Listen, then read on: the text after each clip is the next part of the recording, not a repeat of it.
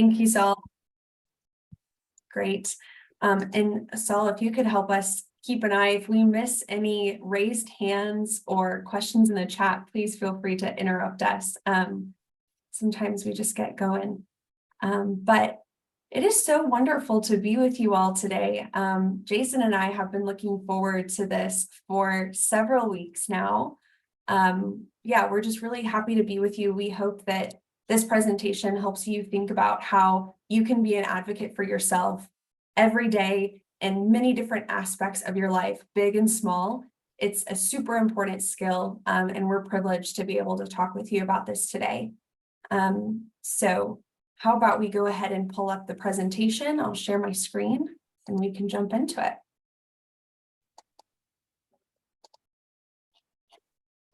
All right.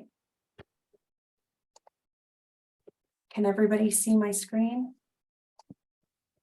Awesome. I can see it. Great, thank you. Okay, I can see it as well, Natalie. thank you so much. It's always so hard to tell when you're in the presenter view. All right. Well, Jason, are we ready to get going? Yes, we are. Let's do it.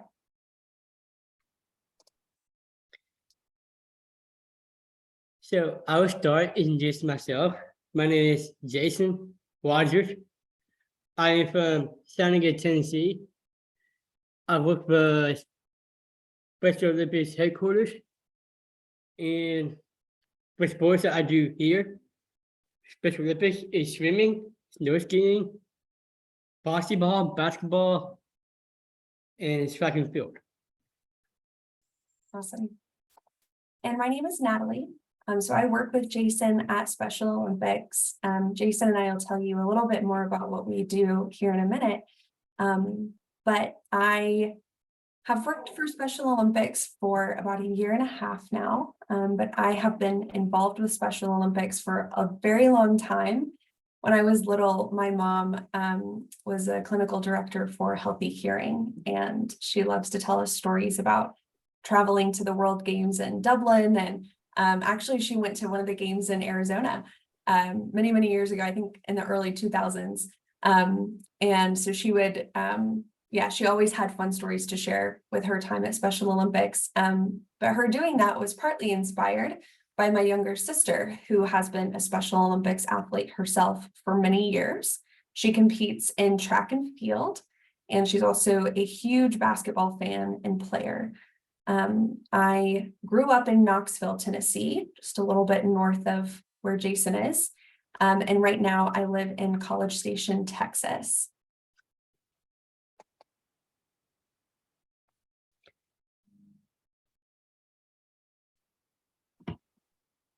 We work with Special Olympics athletes and unified partners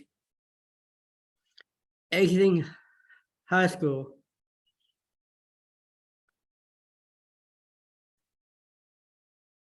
to help them prepare for whatever comes next.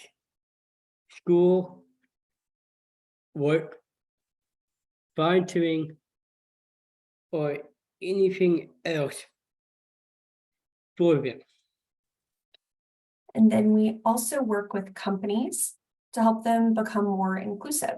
So a lot of them are passionate about hiring people with intellectual disabilities.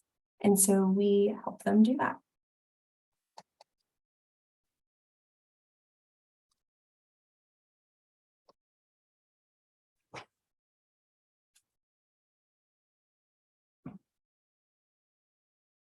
So I'm going to talk about some agendas here. Talk about why advocacy is so important and what it means for us. Share examples of self-advocacy in everyday life. Prepare our own self-advocacy advocacy statements and share with the group.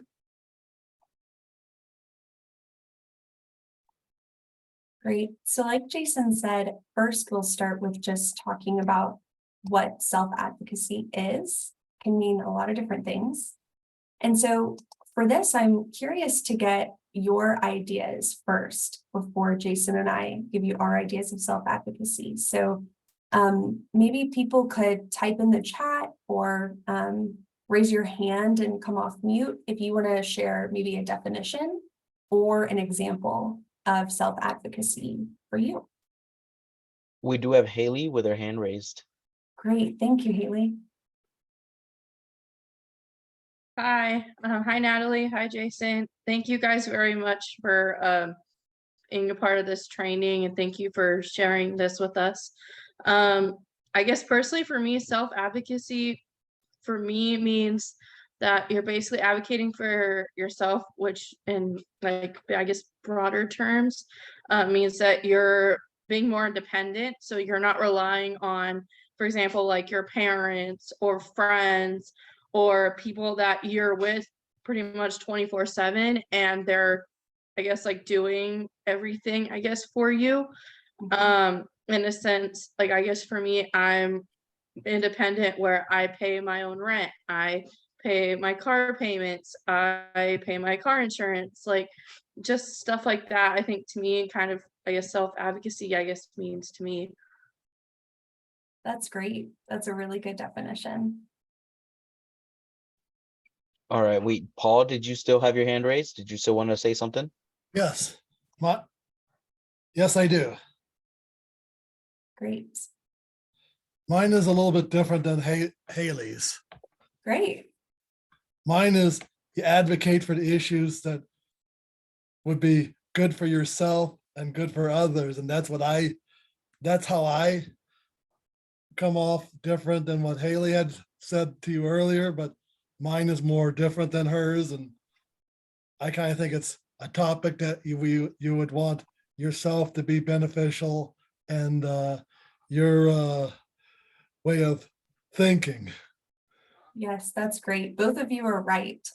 Self-advocacy can mean a lot of different things. Thank you, Paul. Sorry, Natalie, we have one more. We have Kevin that wanted to say something. Please, Hi, yes. Natalie. This is Kevin. I'm actually on my mom's computer, so that's why it says Carolyn. But so self-advocacy means to me, like, you know, like Haley said, being more like independent. I was living with my grandma for a while, and we lived together for about 3 years, and you know, we helped each other out. And so I guess like being more independent, I guess, is kind of what it means to me, just because, you know, like doing stuff like independent, like, you know, walking somewhere or something like that. Cause I usually walk to Circle K like by myself, and then my dad would pick me up. But yeah, so I mean, I guess being more like independent, I guess, is kind of what it means to me. So Yeah, that's great. You know, what I hear do we have another person who wants to say something? Yeah, we have one more. All right, guys. Trayvon, go ahead, and I think you'll be the last one, dude. Perfect. Hey, Natalie and Jason. My name's Siobhan. So what I agree with Kevin and he was saying at that point. So for me, I will be independent for myself as well.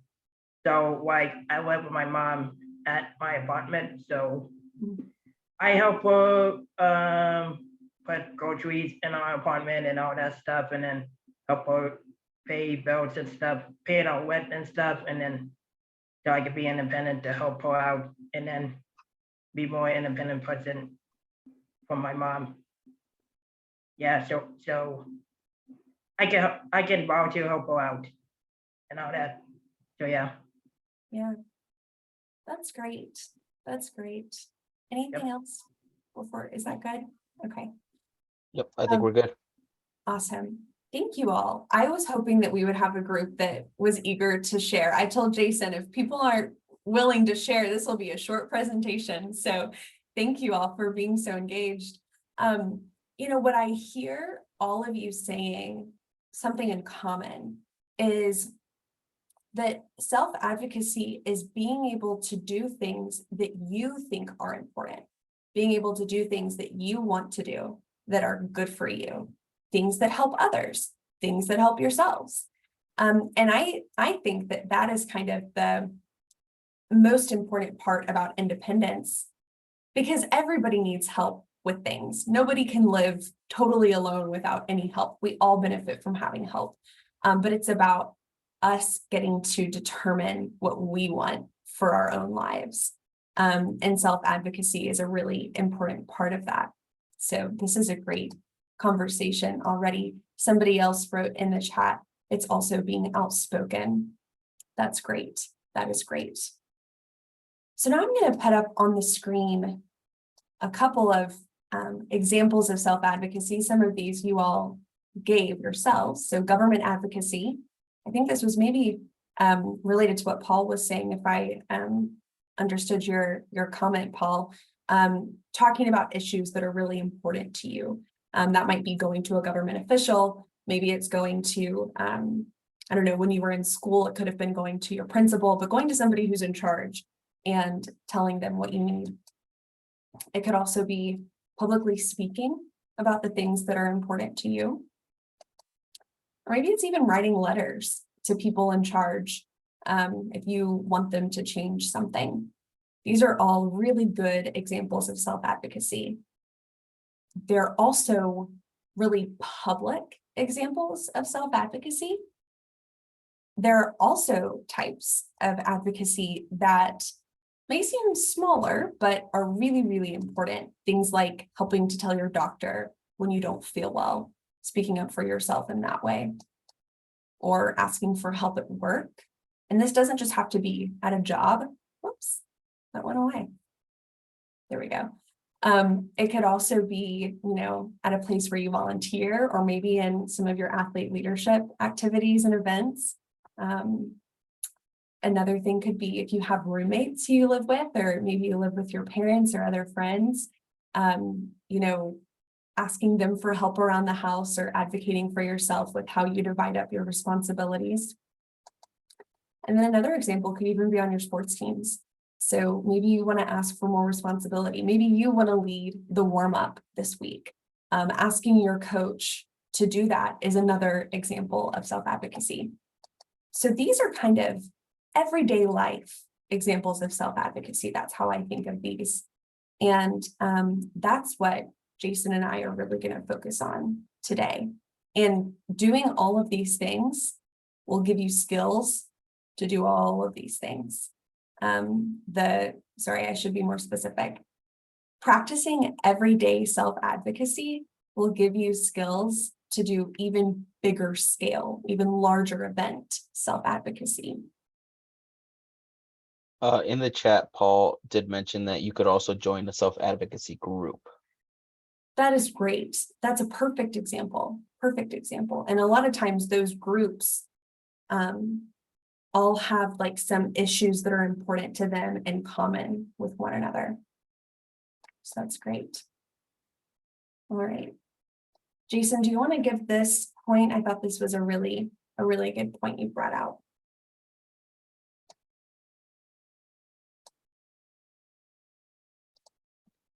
All right, here we go. Learning how to advocate for ourselves is important because it helps us get things we need and want for our own lives. It can make our daily lives better.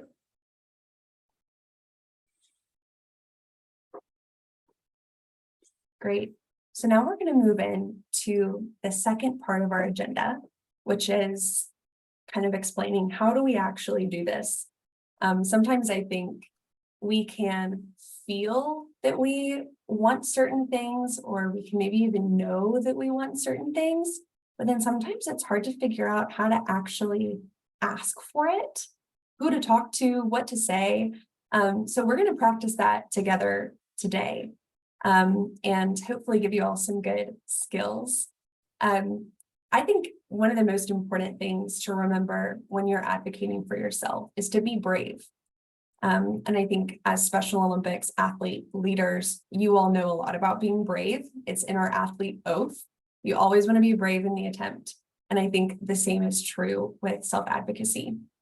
So have confidence. Your needs are really important. Don't be afraid to say that. Okay, so now Jason's going to take us through some strategies to help you find your voice. And this is a little play on words we have. So find, if you all can just remember that word, that's what will take us through what we should say when we are going to self-advocate. So Jason, explain that to us. Find our voice is, what are the facts? What is happening? How does that solution impact you? How does it make you feel when that happens? What do you need in order to make that solution better? What can you discuss with someone else that you get what you need?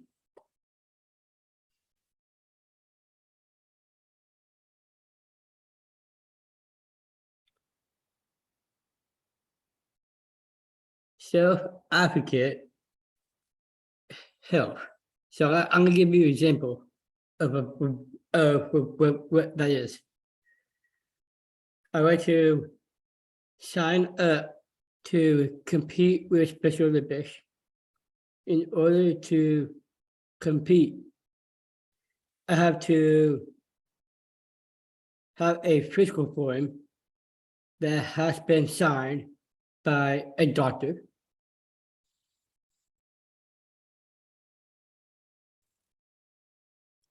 I feel nervous and uncertain about how to make an appointment and what I will say to the doctor.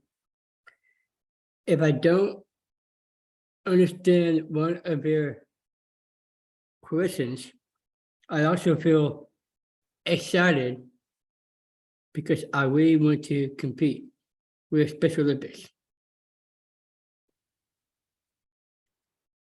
I need my parents' help scheduling an appointment with a doctor.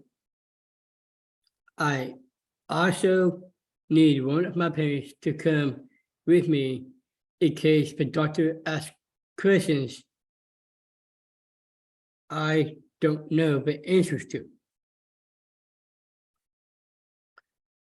I told my doctor what I need so they can do a full checkup on me and fill out my physical form for Special Olympics. I was then able to send my completed form and sign up for Special Olympics.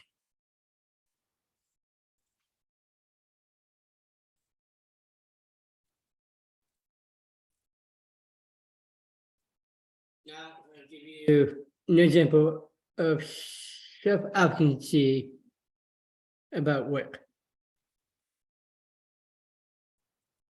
I started a new job at Special Olympics International, where I work from home on a laptop. Because of my disability, it is hard for me to use a touchpad on the laptop because it's hard for me to use the touchpad. Sometimes I feel discouraged when it takes me longer to do my work, or I can't do it correctly. I need a mouse and mouse pad to use instead of a touchpad. It is easier for me to use a mouse so that my work is correct and can be completed more quickly in a way that is not frustrating for me. I discussed this with my supervisor, Natalie. She helped me brainstorm how to discuss with our HR department. After discussing my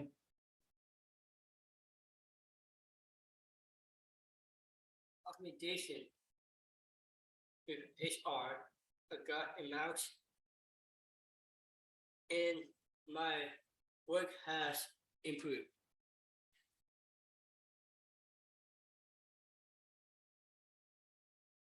Now I'm going to give you another self-advocacy example about sports. My snow skiing Special Olympics team was at a competition at Obergamberg. I did not know where to go for the competition. My teammates also did not know where to go for the competition. I feel nervous and uncertain about where to go. This also made me nervous for the competition.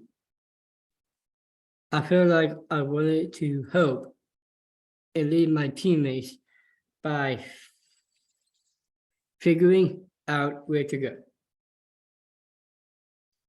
I needed to find my coach and ask him where I need to go for the competition.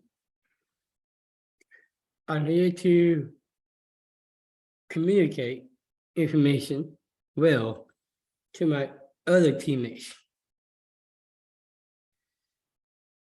I discussed the information I needed with my coach. When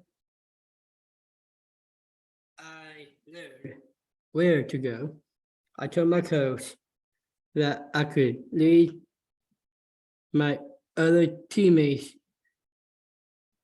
to the correct location too. My coach agreed with his plan.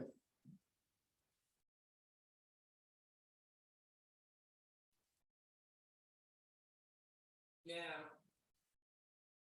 we are going to write our own advocacy statements.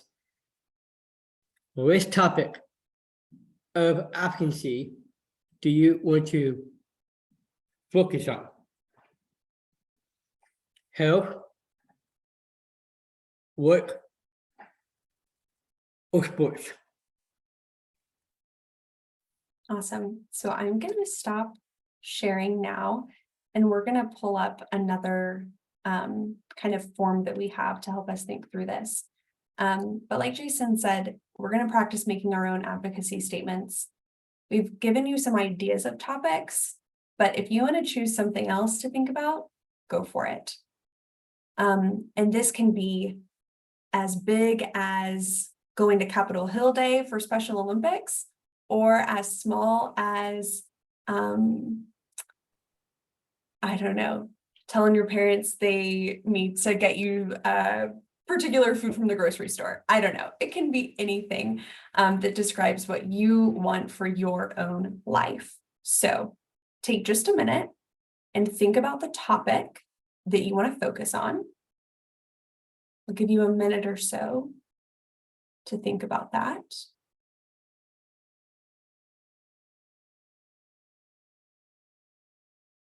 Paul, I had a feeling you'd go for government. I like it.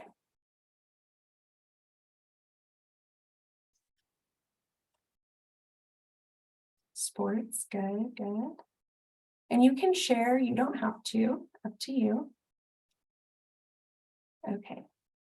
Does everybody have an idea of what topic they want to focus on? Does anybody need more time? No? Okay, great. Great. Thank you all again for being so engaged. This is so fun. Okay, so here is a kind of template that Jason and I made. And you all can get copies of this after our presentation. We can get that emailed out to you. So it's just going to take us through this Find Your Voice template. So I want everybody to take maybe 8 minutes, something like that, and think about, kind of fill this out for yourself. You can do it in your mind, you could type it out, write it out. But I want you to think about, okay, for my topic, what are the facts of my situation? What's happening? How is that impacting me? How does it make me feel? Now, what do I need that can make that better? And what can I discuss with somebody else to get that done, to get me what I need? So I want you to think about that. If you have any questions, please feel free to ask. And then afterwards, we're going to pick 3 people to share. So go ahead and take a few minutes to think for yourselves.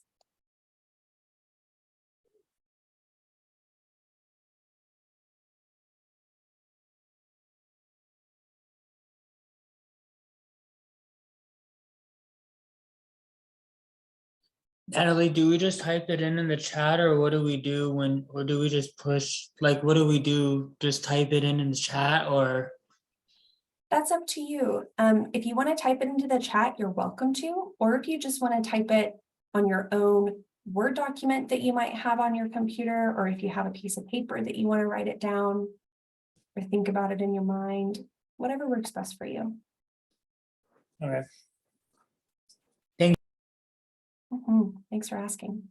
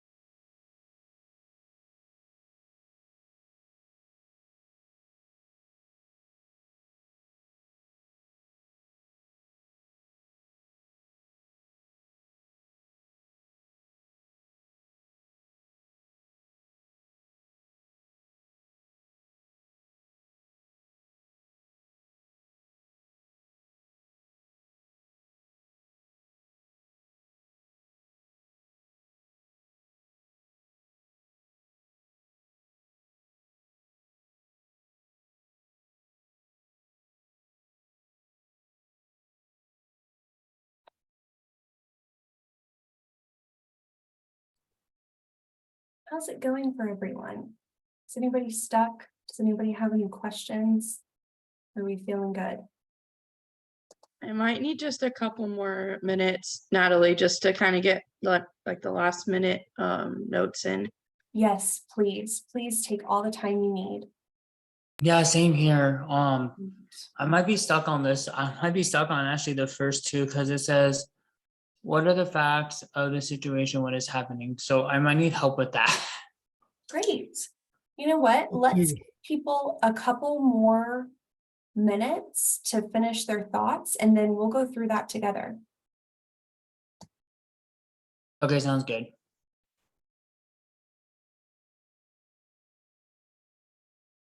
Patricia, thank you for sharing.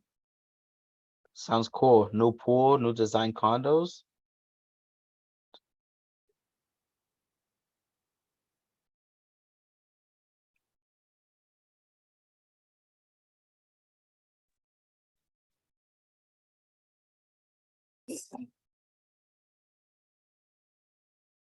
Clear throat. Yeah.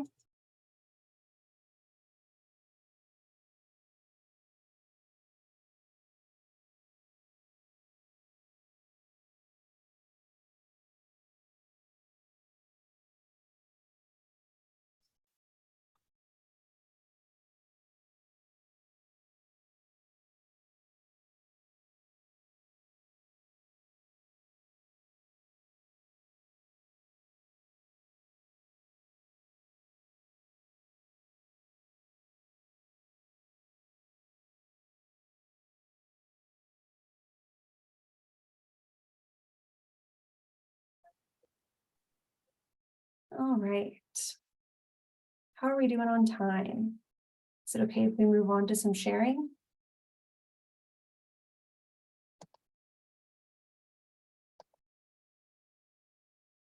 Still see some heads down. Raise your hand.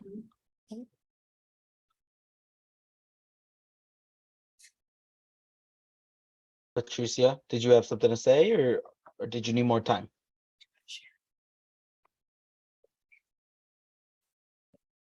I want to share. She would like to share. Thank you for volunteering. Awesome. Do you want to go first? Yes. Awesome. Take it away. Thank you for volunteering. So what do you want to advocate for? What would you like to do in your life? So it starts out with I want.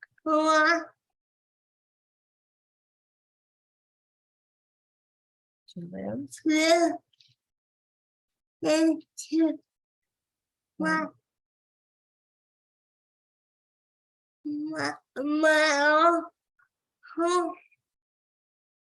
you remember the name of the home? Community? Zool. And why? It has, what does it have that you like? Well, and new design. Everything's new. How does it make you feel? Your words, how does it make you feel?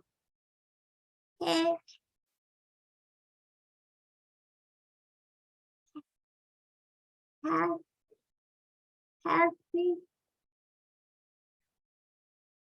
Okay, and what do you need to make this happen?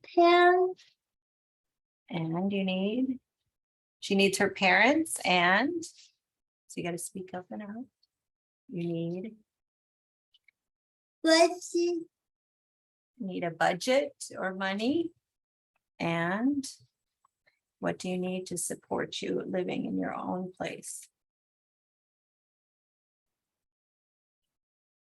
Care partners to support her. The end. This is great. I didn't want to interrupt before you were different or before you were finished, Patricia. Thank you so much for sharing. That was awesome. Some of my favorite parts of what you just shared. One, that you're working towards something that will make you happy. I think self-advocacy doesn't just have to be about fixing a problem. It could be about taking something that is already good and making it even better. And then I also liked the needs that you outlined. It is so, like we were talking about earlier, advocating for yourself doesn't mean you have to do everything alone. It just means you have to be in charge of what's happening. And so I loved that you outlined the people who can help you get to that new home, which sounds amazing. If you get there, I think you're hosting the next pool party, because that sounds great. Jason and I will fly into Arizona. We'd be Oh. delighted to have you. That would be awesome. Thank you so much for sharing. Thank you. You're welcome. Natalie, we do have Haley and Jesse right after Haley. Wonderful. Okay, so mine is kind of similar to Patricia's actually. I think the big, like, I feel like I can advocate for myself, like when it comes to like health and sports, that to me, those two I don't really have a problem with. I feel like my biggest thing and what I wrote down is to basically try to live on my own. So like moving out of my parents' home and like either getting my own apartment or, you know, like a 1 or 2 bedroom house. I've actually been thinking about it now for a while, to be honest with you. I think the biggest thing is like I'm really close with my mom. We've always had a really close relationship pretty much since the day I was born. I'm the oldest of 2 kids. I'm the only child that has disabilities. My older brother, or not my older brother, I don't know why I said older, my younger brother, sorry. He's moved out, he's lived on his own, and you know, that's great. Like I'm really happy for him. But I just think for me, primarily, I just think my mom is scared for when I move out, because I think to her it was like I was her miracle child. I was the kid that was told so many different things were going to go wrong. Like, you know, she has a 5% chance of living. She's not going to get her driver's license. She's not, you know, all these do nots basically that I had to go through as a child. And so when I had talked to my mom, actually, when I had turned 18, my mom said, you're an adult, like you have responsibilities now, you got to pay rent. Like I was saying before, like my car payments, all that stuff. But I feel like what she didn't understand, I don't think in her mind, she thought of it as like, oh, okay, like it's time to now like basically say, you know, you're 18, like you have a choice of either moving out on your own or staying home. But like I said, I'm really close with my mom. So I thought in my mind, she kind of just wanted to kind of keep me longer, like in the house, I guess you can say, because since I am, like I said, I'm like her miracle child. So she feels like and to be honest, like I just don't think in my mind, you know, I can live on my own, and I know how that I need to save more money and contact friends that would like to potentially, you know, like roommate, like share an apartment. I actually have been trying to contact some friends here in Arizona that they are not really a part of Special Olympics, but I do know a couple that have been wanting to be roommates with me for a long time. But like I said, I think the biggest backtrack for me is that I'm just afraid, like if I do take that step and I do move out, I guess in my mind, like I just don't know how my mom is gonna take it. Like I said, I know my dad will be like, here you go, like that's cool, like I'm glad that you're wanting to be more independent, but like I guess just my mom is like the biggest thing for me. Yeah. Thank you so much for sharing, Haley. So some of what I heard, it sounds like, so moving out, living on your own is the goal. you outlined some really good needs. You talked about saving money and having a budget. You also talked about finding other friends who might want to be roommates. And then it sounds like another need and discussion is the discussion that you'd have with your mom and your dad to try to navigate that. So I think, I'm sure I know it's challenging. I hear the challenge in your story, but it sounds like you have some really good ideas about how to push forward. So thank you for sharing. Is Jesse who we have next? Wonderful. Yes, And I know we're getting close to time. Thank you all for being so engaged. Jesse, go for it. So I've been working with Goodwill Donuts for about 15 years. I started like a new position called a cashier, and it's been challenging, but the manager said I'm doing like a really good job, and it's been challenging, like being nervous, but I'm doing it with great support. My job coach comes in 2 days a week. Then the manager support me well, so I've been with Goodwill for like 15 years. So I'm really happy I'm being a cashier, but sometimes I'm nervous, but I'm doing good. That's great. That's great. I'm so glad that things are going well. So you said that sometimes you still feel a little bit nervous at work, but overall it's good. Yep, Good. as I know of. Natalie, we have one more and then we'll move on. Kevin? So, so I'm like really into softball and like baseball, and I guess for the end it says, what do you need in order? So I was thinking maybe be more disciplined at the plate, just because Okay. I swing it almost the first pitch like every time, like, so I don't want to strike out.